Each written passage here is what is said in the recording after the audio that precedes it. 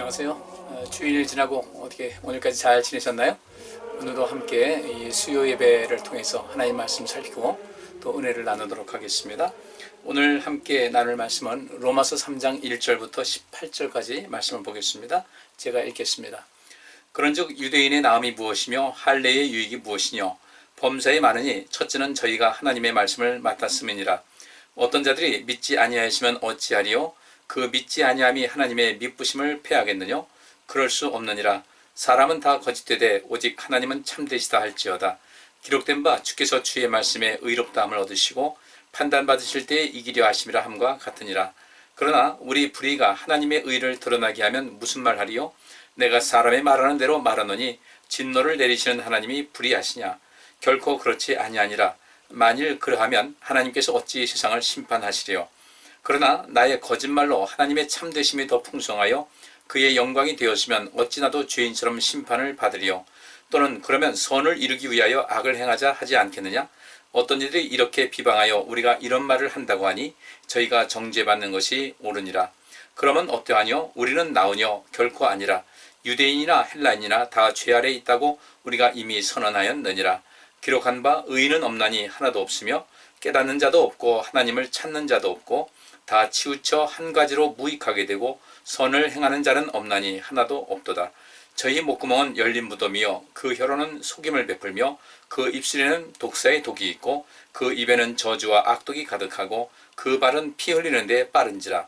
파멸과 고생이 그 길에 있어 평강의 길을 알지 못하였고 저희 눈앞에 하나님을 두려움이 없느니라 함과 같으니라. 아멘.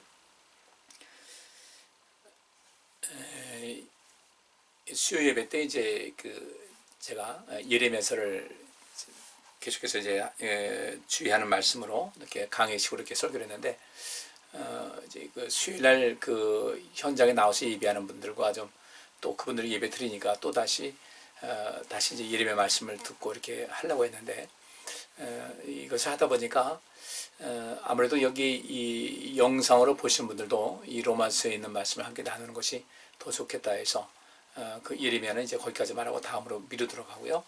계속해서 이 수요 예배도 로마서의 말씀을 한번 같이 또 상고하도록 하겠습니다.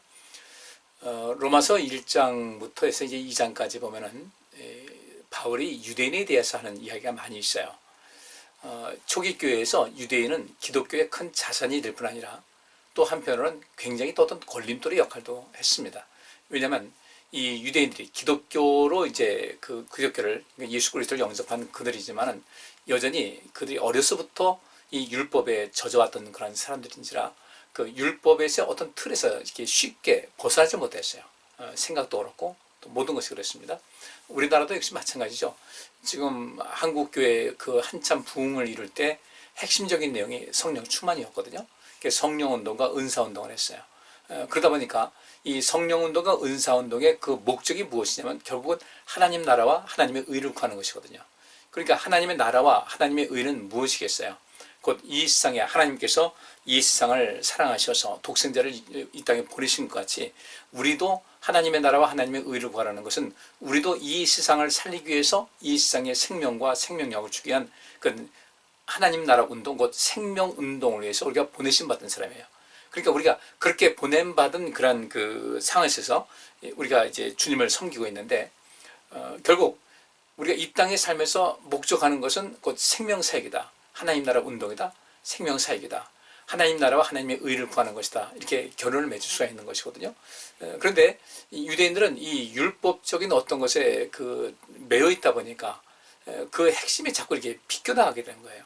예수님께서 가르치신 그런 가르침을 받아들이기에는 너무 힘들었어요. 그리고 우리가 이제 은사운동도 지금 좀 전에 그 말씀을 드렸는데 은사운동을 하고서 이렇게 했을 때 이 은사, 곧 성령 충만해서 은사를 통해서 주의라는 것은 하나님 나라와 하나님의 의를 구하는 것, 곧 생명사역을 감당하는 것, 교회가 그리스도의 몸인 것 같이 우리 교회 안에서 그리스도를 중심으로 하나가 되어서 온 세상에 복음이 되는 그런 삶, 온 세상에 생명을 전하고 하나님의 의, 곧 이 세상의 공의를 또 펼치는 그런 삶을 살아가는 것이 은사운동의 핵심인데 또 성령운동의 핵심인데 그 당시 은사운동이 은사로 다 끝쳐버린 거예요. 자기는 이런 은사를 갖고 있다라고 하면서 은사를 표현하는 것, 의사를 표시하고 나타내는 것만 이게 거기에 중점이 됐지, 정말 그 속에서 교회, 곧 그리스도의 몸된 교회를 더욱더 힘있게 해서 이 교회가 교회로서의 기능을 감당하는 일에는 진일보 하지 못했어요. 그런데 이제 이 세월이 지났습니다. 이제 성령 운동과 이 은사 운동도 이제 조금 안 좋게 말하면 시들시들해진 거고요. 왜 시들해졌을까? 그 은사 운동의 목적을 이루지 못했기 때문에. 은사 운동, 성령 운동에서 그 목적과 목표가 분명했을 텐데 그 목적과 목표가 분명하지 못하다 보니까 이 운동이 힘을 잃어버린 거예요. 사실 이거 다시금 힘을 내야 되거든요. 힘을 내야 되는데 그러다 보니까 제가 이제 이 은사에 대해서도 우리가 이 은사, 내가 어떤 은사가 대해서 내 가진 은사를 표현하고 표출하고 나타내는 것만 그치지 말고 이 은사를 제대로 활용해서 은사의 기능이 무엇인가, 왜 하나님께서 우리에게 은사를 주셨을까, 왜 성령께서 이 말씀을 통해 은사를 받았는데 이 은사의 기능이 무엇인가, 이 은사의 기능이 교회의 기능이거든요. 그 교회의 기능이 무엇이겠어요? 세상 살리는 거예요. 교회는 예수 그리스도의 몸이라고 했으니까, 교회의 머리는 예수님이라고 했으니까 예수님께서 이 땅에 오신 목적, 곧 이 세상에 생명을 주고 그 생명을 더욱더 풍성케 하기 위한, 생명력으로 가득한 세상을 만들기 위한 그 목적, 그것이 곧 하나님 나라와 하나님의 의를 구하는 것인데 여기에 초점을 맞춰야 된다는 거예요. 근데 이 목표와 이 목적이 분명하지 못하다 보니까 자꾸 이 은사는 머릿속에 있는 그런 모든 것은 항상 은사하면 딱 떠오르는 것이 우리 방언만 보통 얘기하거든요. 방언하고 예언하고. 다른 은사는 별로 관심이 없는 그런 상황이 돼버렸단 말이죠. 왜냐하면 그 순복음교회도 이제 그런 어떤 신학적인 바탕이 있으니까 이해도 됩니다. 이 오순절 신학은 그렇게 얘기를 해요. 지금은 좀 달라질지 모르겠어요. 우리가 성령께서 임재하시는, 어떻게 중생할 때 성령께서 임하시는 것하고 그 다음에 성령 충만은 다르다는 거예요. 그리고 성령 충만함이 있을 때 그때에 나타나는 어떤 표적 은사가 방언이고 예언이다. 그러니까 결국 이제 그런 이론이 어떻게 됩니까? 바꿔 말하면 방언하거나 특별히 방언을 하지 못하면 성령 충만하지 못했다는 이런 결과가 돼버리는 거예요. 지금은 변했는지 모르겠어요. 변해야 되거든요. 그건 반드시 변해야 돼요. 한국교회의 어떤 외적인 성장을 이루는데 큰일을 했으면 그 목적이 분명히 이루어져야 되는데 거기 딱 멈춘 것은 잘못된 거예요. 그러다 보니까 이 은사에 대해서 주춤하고 있다 보니까 신앙생활의 동력을 잃어버리고 주춤 해나가는 거예요. 지금 한국교회가 그런 어려움이 있습니다. 한국교회가 은사운동이 한국교회의 부흥에 굉장히 큰 힘이 되었는데 그 은사운동이 한국교회의 성장을 멈추게 하는 그런 문제점이 있었어요. 똑같이 유대인들도 그들이 태어나서 어려서부터 하나님 말씀을 배우고 있다 보니까 율법에 대한 근본적인 뜻을 몰랐어요. 이게 세월이 오래 지나고서 율법을 연구하는 사람이 있는데 율법의 기본 정신이 있어요. 그 율법 기본 정신은 뭡니까? 생명이거든요. 그 생명을 추구하고 이것을 이루는데 수단이 하나님의 사랑과 이웃 사랑으로서 모든 것이 형성되는 것인데 율법주의자들이 이것을 잘 못했다는 거예요. 그러다 보니까 자꾸 할례를 이야기하고, 그죠? 율법주의적인 그런 것을 얘기합니다. 그러니까 이 2장에서 바울이 그렇게 얘기합니다. 그 생물학적으로 어떻게 내가 유대인의 그 혈통과 졌다 해서 그 외적인 모습에서 나는 유대인이다 하는 것에 그것 때문에 유대인이 아니라는 거죠. 겉모습만 유대인이라고 해서 그 사람이 유대인이다, 주께서 원하시는 유대인이 아니라는 거예요. 할례를 그냥 몸에다 할례를 행한 것이 중요한 것이 아니라 할례는 마음에 행해야 된다. 그러면서 진정으로 그 내면에 이면적 유대인이 유대인이라는 거예요. 그 안에 우리 하나님을 온전히 믿고 하나님 말씀대로 순종하고 살고 실천해서 이 세상에 살면서 생명사회를 감당하는 것, 이것이 율법 정신이에요. 그 율법 정신, 이것이 예수님께서 율법을 다 지워버리고 이런 것을 얘기한 것이 아니라 율법에 대한 기본 정신이 그렇게 한 것이고 예수님께서 말씀하시기를 율법을 완성하러 왔다 하신 이 말씀은 그 율법의 기본 정신을 자꾸 망각을 하고 자꾸 인간적인 생각과 어떤 신학적인 그런 것에 주입되다 보니까 문제가 생긴 거죠. 바울은 어찌 보면 그런 데서 희생자였고요. 이때 주님께서는 그를 부르셔서 바른 것을 알려주니까 이 바울은 잘못된 것은 버릴 줄 아는 용기가 있었거든요.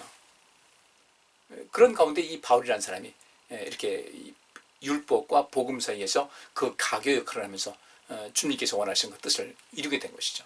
그러니까 이 유대인들은 자꾸 자기를 할례 받은 것을 주장하면서 그 이방인들에게도 자꾸 할례를 얘기하는 겁니다. 이방인으로서 그리스도인 된 사람들이 여러분들도 할례 받아야 됩니다. 이런 식으로 하는 거예요. 또 어떻게 됩니까? 그 자기 유대인이라는 그 혈통적으로 유대인이라는 것에 자꾸 지나치게 자부심 갖고 이방인들을 좀 무시하고 좀 거리를 두고자 하는 그런 모습이 있었기 때문에 바울이 이제 그런 것을 2장에서 쭉 이야기를 합니다. 그리고 또 나서 이제 3장에 보면은 바로 이런 얘기를 해요. 그러면 유대인의 나음이 무엇이며 할례의 육이 무엇인가? 그러면서 바울은 그렇다고 해서 그 유대인에 대해서 이 로마에 있는 기독교에서 유대인들이 공헌도 하지만 이 로마에 있는 그 기독교가 성장하는데 또 다른 방해 요인으로 걸림돌을 작용하다 보니까 그래서 이제 유대인들을 좀 책망도 하고 유대인들에게 어떤 쓴소리도 하고 있는데 그렇다고 해서 유대인들이 뭐 다 항상 그렇게 잘못한 것은 아니라는 거죠. 그러면서 바울이 그러면 유대인의 나은 점과 나은 점이 무엇입니까? 할례의 나은 점이 무엇입니까? 이렇게 할 때 그것도 분명히 그들이 크게 한 일이 많다는 거예요. 그래서 2절에 범사에 많으니 첫째는 저희가 하나님 말씀을 맡았다. 그렇죠. 범사에 유대인들의 유익이 굉장히 많았어요. 지금 제가 드린 말씀대로 그 초기 기독교에서 그 동력의 역할을 하는 사람들이 유대인이었고 개종한 유대인이죠. 기독교로 돌아온 유대인들. 그래서 또 그들이 또 이 교회에 어떤 성장을 해나가는데 걸림돌이 된 것도 그들이었어요. 어쨌든 유대인들은 그 범사에 유익이 많습니다. 근데 제일 첫째로 가장 그 유대인들이 크게 공헌한 것이 무엇인가 봤더니 저희가 하나님의 말씀을 맡았다는 거죠. 맡았다는 것은 1차적으로 하나님께서 그들에게 하나님 말씀을 맡겼다는 거죠. 또 2차적으로는 그들은 그것을 맡았어요. 이 당시 하나님 말씀을 맡았다고 할 때 이 하나님 말씀이 어떤 거예요? 모두 구약 성경이에요. 모세오경, 토라라고 하는 그 모세오경과 그 다음에 구약 성경이 이것이 하나님 말씀이었어요. 이때 이것을 신약 성경을 여기다 집어넣으면 안 돼요. 이 당시엔 초기 기독교에서 신약 성경이 완성되지 않은 그런 상태이기 때문에 여기서 하나님 말씀을 맡았다고 할 때 이 신약 성경 여기다 개입하게 되면 여기다 대입시키게 되면 이 성경 해석이 잘못되게 되고 이 신앙 자체가 좀 상당히 문제가 발생을 하게 됩니다. 그리고 이제 3절에는 이들이 하나님 말씀을 맡았다는 거예요. 하나님 말씀을 맡아서 그들이 이 말씀을 많이 전했죠. 많은 사람들에게 특히 유대인들 중심으로 해서 이 말씀을 가르치고 또 배우게 하고 이 전통을 따르게 하는 이런 것을 굉장히 많은 것을 했었어요. 그 말씀을 맡아서 해왔고 그 말씀을 맡아서 그렇게 계속해서 대를 이어가면서 하나님 말씀을 전하고 가르치고 또 외우게 하고 거의 뭐 13세 성인식 할 때 되면 이 율법 모세오경을 다 머리에 외울 정도로 그렇게 한 것, 굉장히 큰일을 했다는 것이죠. 연구도 많이 했고 그렇게 이것을 하나님 말씀을 맡았다는 거예요. 그래서 그들이 계속해서 그 유대인들을 통해서 그들의 삶을 통해서 하나님 말씀이 쭉 이어져 왔어요. 그런데 그렇다고 해서 모든 사람이 다 그렇게 한 것은 아니잖아요. 사실은 그 하나님 말씀의 그 핵심을 제대로 받고 그것을 후대에 계속해서 전하고 해서 역사를 이어가 쭉 온 것은 많은 사람이 한 것이 아니라 소수의 사람, 이사야서에 말한 대로 남은 자들에 의해서 소수의 남은 자들, 그 소수의 정말 그 신앙이 온전하고 하나님을 향한 그런 온전한 믿음을 가진 그 사람들에서 그 이 복음, 하나님 말씀의 핵심이 쭉 이어져 왔다는 거예요. 대부분은요 벗어났잖아요. 그래서 결국 어떻게 됐어요? 그래서 바벨론에 의해서 나라가 망하게 됐고 그 망함을 통해서 그들은 또 하나님 말씀에 더 큰 의미를 두고 신앙으로 회복하는 그런 것이 됐죠. 그러면 하나님께서 이들에게 하나님 말씀을 맡겼어요. 그래서 이들이 하나님 말씀을 계속해서 유대인이든 이방인이든 계속해서 하나님 말씀을 가르쳐주고 하나님의 그 나라 곧 이 생명사가 쭉 이어지게 했는데 근데 더 많은 사람들이 이 말씀에서 벗어났잖아요. 근데 이들에게 맡겼더니 엉망이네. 그런다고 해서 소수의 사람들이 이 말씀을 계속해서 맡아서 하나님의 뜻에 맞게 맡아서 그것을 전한 사람이 있고 다수는 그렇지 못했는데 그렇다고 해서 다수가 그렇게 그 궤도에서 벗어났다고 해서 하나님께서 그들을 이 모든 이 하나님 말씀을 통해서 약속하셨던 것을 무효로 처지하겠느냐? 그렇지 않다는 거죠. 하나님께서는 약속하신 것을 끝까지 지키신다는 것을 말씀하고 있어요. 그러니까 많은 유대인들이 하나님 말씀을 맡았는데 그것을 믿음으로 감당하지 못하고 그 역할을 감당하지 못했어요. 그렇다고 해서 하나님께서 이미 이전에 약속하신 것을 폐기하겠느냐? 아니라는 거예요. 그러니까 이제 그 다음에 로마의 이 말씀을 오늘 본문에 있는 말씀 보면 로마 교회에 있던 어떤 그 당시 흐름을 잘 알 수가 있어요.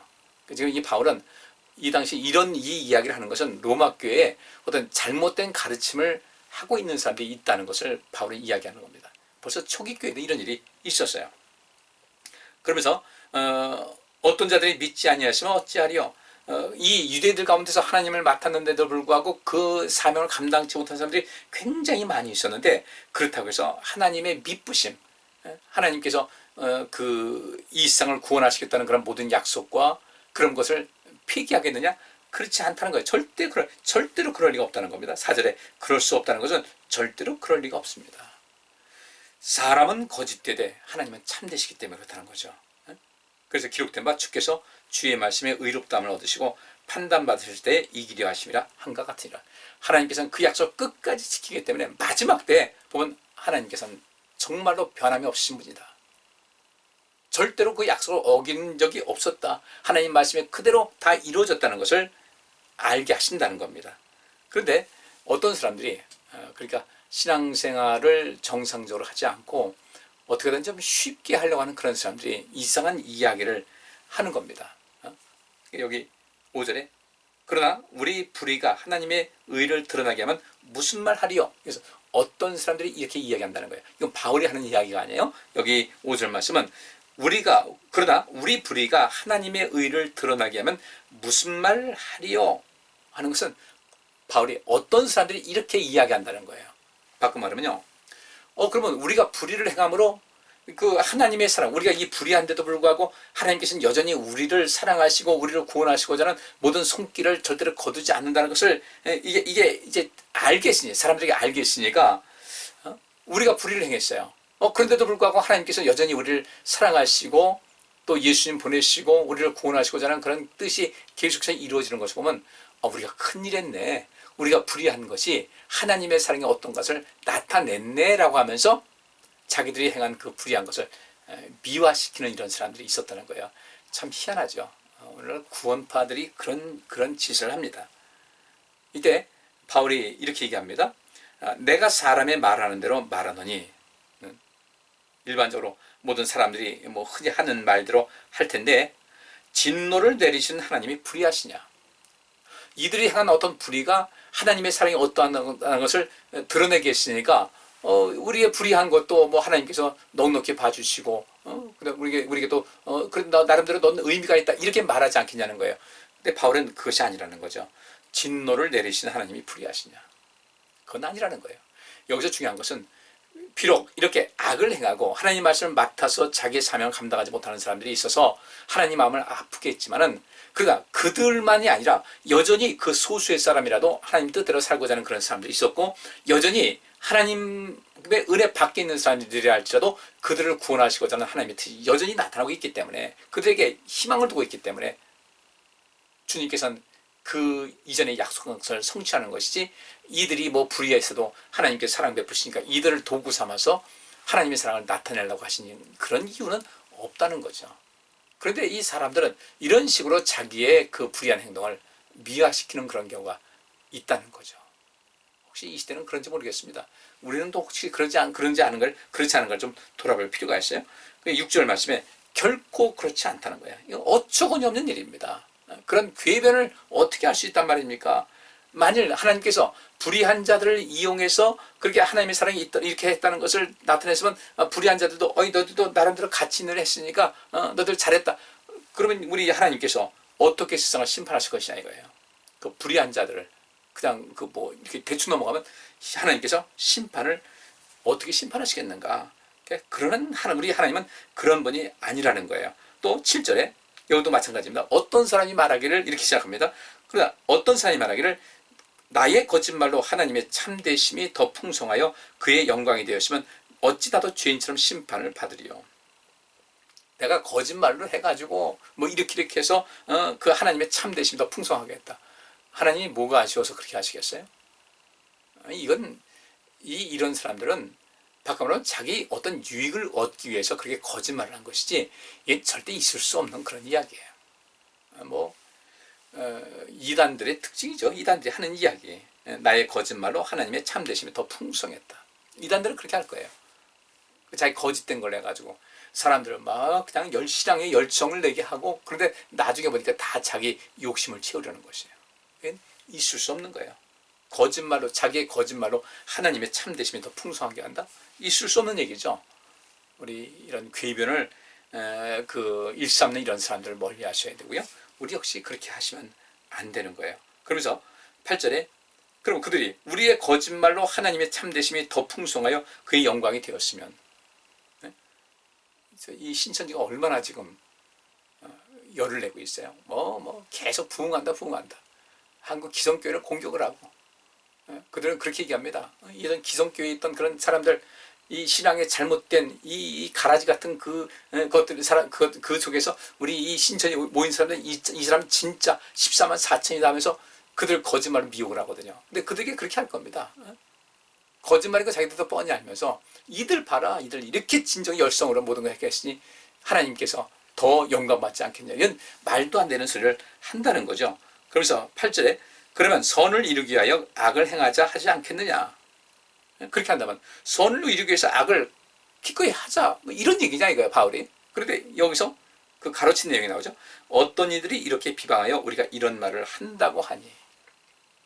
여기서 말하는 것은 유대인들이 그렇게 한다는 겁니다. 이 그리스도의 은혜를 이야기하다 보니까 그들의 율법의 이 유대인들이 또 기독교로 왔다 할지라도 그 유대교적인 사고가 박혀 있는 사람들은, 예를 들어서 안식일 같은 거 있잖아요. 안식일 같은 거 그렇고 개념이 좀 다르지 않습니까? 예수님께서는 안식일이 생명을 살리는 것이다. 또 안식일은 선을 행하는 것이다. 그러니까 이 속에서 안식일에 어떤 생명을 살리고 선을 행하는 것에서는 그것을 일이라고 생각하지 말고 이것이 하나님께서 원하신 하나님 나라를 구하는 것이다, 생명 사역이다 생각해야 되는데, 이들은 이런 면에서 이제 이 안식일의 문제에도 많이 부딪혔거든요. 그래서 그 유대인들이 하는 이야기가, 이 안식일에 대한 그 개념이 예수님께서 가르쳐 주신 그런 것과 다르다 보니까 저들은 안식일을 범해도 된다, 거기서 안식일을 범해서 또 하나님의 영광을 높이면 된다, 이런 식으로, 이게 안식일에 선을 행하는 것이 옳으냐 악을 행하는 것이 옳으냐, 안식일에 살리는 것이 옳으냐 죽이는 것이 옳으냐, 예수님께서 하신 말씀이에요. 이 안식일은 살리는 것이다, 선을 행하는 것이다 라고 하니까 이들은, 유대인들도 뭐라고 그래요? 저들이 안식일을 저렇게 자꾸 범하면서 이것이 하나님의 영광을 위해서 하는 것이니까 죄가 아니다, 이런 식으로 얘기한다는 거죠. 죄가 아니죠. 근데 유대인들의 생각에는 죄가 되는 거죠. 기독교인이 됐음에도 불구하고 이 유대인들의 그 사고, 어떤 율법주의자들의 사고에 젖어 있는 사람들은 바로 이런 식으로 또 자꾸 이 바울과 이 복음을 진정으로 전하는 사람들을 자꾸 이제 깎아내리는 거예요. 그들은 궤변도 행할 뿐 아니라 또 이 로마 교회에 지대한 영향을 끼치고 있는 바울과 그 외에 선한 그리스도인들을 폄훼하고, 또 저들이 오히려 자기들이 잘못된 길을 행하고 있으면서도 오히려 뭐라고 하냐면 선을 이루기 위해서 악을 행하자라고 바울이 이야기한다고 하는 거예요. 예를 들어서 지금 말씀드린 대로 안식일을 범할 때 안식일에 선을 행하는 것 가지고 저것이 악이라고 하고, 안식일에 또 생명 살리는 것에 대해서 반대를 하면서 저것이 바로 저들은 이렇게 하는 것은 안식일에는 이렇게 선을 행하는 것이 어때, 안식일은 범해도 된다, 이렇게 하니까 저들이 잘못된 것이 아니냐는 식으로 이 기독교인들을 많이 이제 공격을 하니까, 그것도 또 같은 기독교인인데도 불구하고 유대교적인 사고를 갖고 있는 사람들이 그런 일을 행하고 있다는 거예요. 무슨 얘기인지 아시겠죠? 우리는 우리 자신도 온전치 못해요. 그래서 이 바울이 그 다음에 하는 이야기가 뭐라고 하냐면요, 9절 말씀에 오늘 여기까지만 하고 마치겠습니다. 그러면 어떠하뇨? 우리가 나으뇨? 결코 아니라 유대인이나 헬라인이나 다 죄 아래 있다고 우리가 이미 선언하였느니라. 여기 이제 바울은 유대인의 유익이 무엇인지를 또 먼저 얘기를 했어요. 먼저 얘기를 했지만 또 유대인들이 또 이 걸림돌이 되는 것도 이제 바울이 이야기를 하고 있거든요. 어쨌든 바울은 이 로마 교회 안에 있는 이 유대인들, 유대교적인 사고에 젖어 있는 그런 사람들을 때로는 이렇게 강하게 책망도 하고, 또 그들의 우리의 유익도 있다고 하면서 여기서 말하는 것은, 그러면 이렇게 볼 때 우리는 어떠하냐? 바울이 말하는, 우리는 누구냐면 유대인들을 말하고 있어요. 바울도 유대인이니까 그럼 우리는 나으냐? 우리는 낫냐? 우리가 많은 일을 했다고 했지만 이렇게 유익한 그 일, 하나님께서 그 하나님의 말씀을 맡겨주셔서 그것을 어쨌든 그 남은 자들에 의해서 계속해서 이어놓은 모든 큰일을 했다고 하지만, 우리는 유대인이나 헬란이나 다 죄 아래 있는 것은 마찬가지라는 거예요. 그러니까 이 오늘 본문 말씀 속에서 바울이 말하고 있는 것은 하나님의 은혜를 말하고 있어요. 하나님의 은혜의 결정판인 예수 그리스도. 우리는 다 주님의 은혜 안에서 살아가고 있다는 거죠.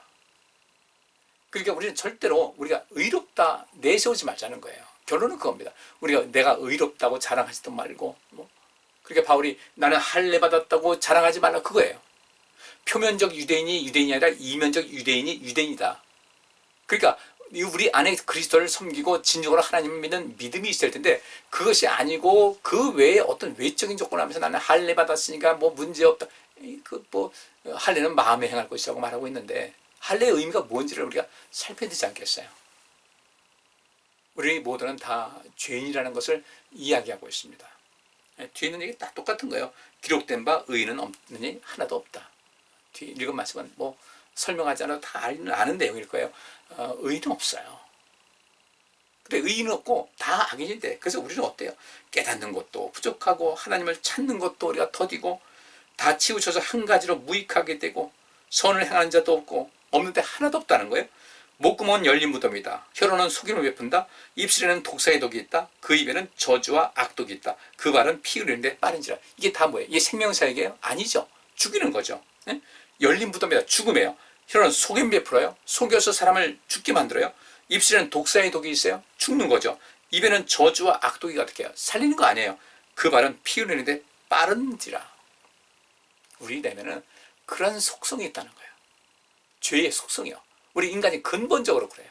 선한 것 같아도요, 막상 어떤 상황이 가게 되면 우리는 이 속에 악이 계속해서 작동을 한다고요. 바울은 그것을 솔직하게 고백을 했어요. 우리도 고백할 수 있어야 되고요. 하나의 비유를 통해서 말씀드리고 마치겠습니다. 2차 대전을 일으켰던 유럽에서는 히틀러였고요. 또 이 태평양 전쟁이요. 히틀러는 주로 이제 대서양을 중심으로 해서 히틀러가 해상에서는 대성을 했는데, 이 태평양을 중심으로 한 것은 이 일본이 주를 이루었어요.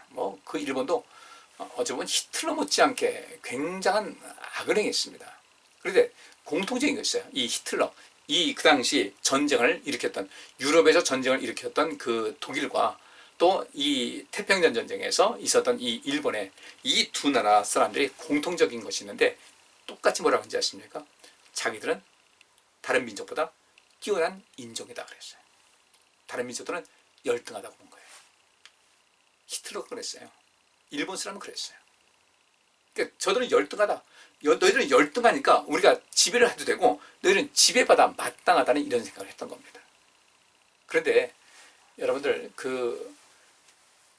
그들이 뛰어났고 열등했다? 근데 그들은 전쟁 하는 것 내내 보면요, 그저 얼마나 잘못된 것인지 알 수가 있어요. 히틀러는 사회 민족주의자입니다. 이게 나치예요.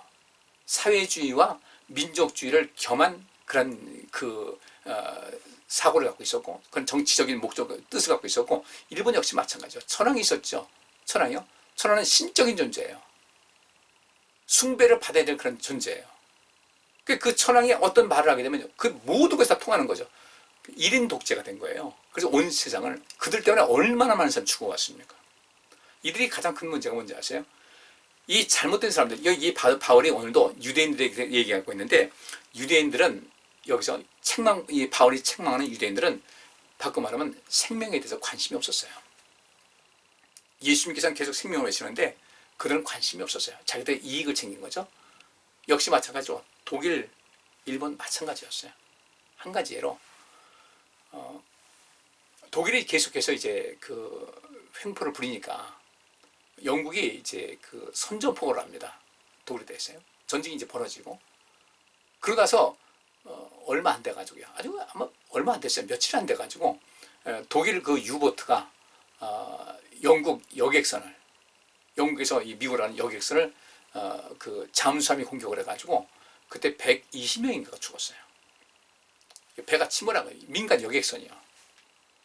이게 전 세계적으로 난리가 났죠. 전 세계적으로 난리가 나서 이건 비인도적이다. 전쟁하면 군인들끼리 싸워야지 왜 민간이 공격하냐니까 독일의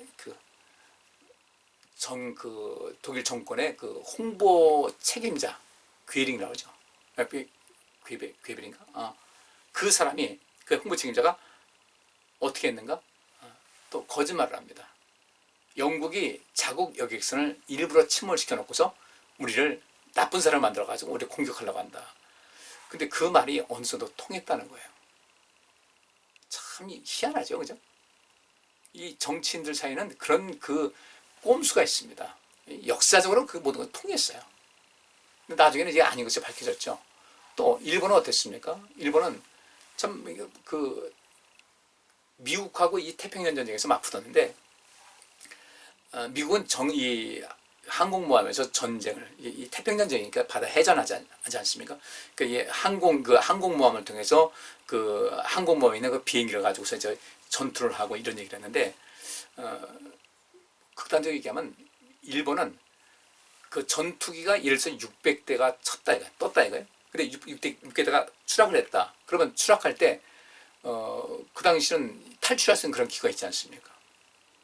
그들은 그 군인들의 생명에 관심이 없어서 비행기가 600대 추락하게 되면 바다에 추락하니까 그때는 뭐 속도가 빠르지 않고 하니까 크게 파손되지 않는다고요. 근데 그들은 생명 유지할 수 있는 어떤 장치가 없어가지고 비행기가 600대 추락하면 600명이 다 죽었다는 거예요. 근데 미국은 그 정도 떨어졌으면 절반은 건지더라는 거죠. 생명 보호할 수 있는 그런 모든 장치를 비행기도 해놓고 또 탈주해서 살 수 있는 어떤 그 구명장치도 다 있기 때문에 이 미국은 어쨌든지 간에 자기 군인들을 그 생명을 소중히 여기서 그들을 구조하는데 굉장히 많은 관심 갖고 한 번은 그 태평양전 거의 마지막 때 마지막에 그 비행기가 발진해가지고 전투하다 돌아왔는데 기름이 떨어져가지고 비행기가 중간에 자꾸 착륙을 하는 거예요. 근데 밤이 됐어요. 근데 이게 밤이 됐는데 그 항공모함의 함장이 뭐라고 했냐면요. 어쨌든 그 비행기가 착륙할 수 있도록 이 항공모함의 이 조명을 다 밝혀서 착륙하는데 지장이 없게 하라. 엄청난 그런 모험이었다는 거죠. 왜냐하면 일본의 그 잠수함이 와서 공격할 수도 있고 한데 어쨌든 그들 살려야 된다. 이 조국을 위해서 싸우는 그들 살려야 된다 해가지고 그 불을 다 밝혀가지고 착륙한 거예요. 그것을 통해 보면은 그 미국 사람들이 어떤 것인가를 알 수가 있죠. 내가 미국을 찬양하는 것이 아니라 전쟁할 때 보면 독일과 일본은 자기들 민족은 뛰어나다는 이런 자랑만 하지만 실제로는 자기 민족들도 생명을 소중히 여기지 않았어요.